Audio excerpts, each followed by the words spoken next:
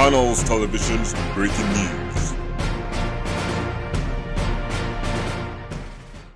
Crime control news میں خوش آمدید. میں ہوں آپ کی ہوسٹ رزینہ خان. آپ دیکھ رہے ہیں کرائم کنٹرول نیوز HD.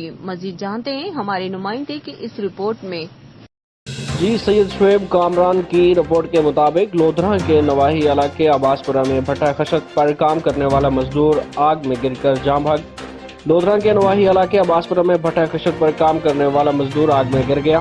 اطلاع ملتے ہی ریسکیو ٹیم نے موقع پر پہنچ کر ریسکیو آپریشن شروع کر دیا. بھٹا میں گرنے والا مزدور مکمل جل کر موقع پر جاں بھاگ ہو گیا، جس کی نعش ریسکیو ٹیم نے بھٹا سے نکال لی.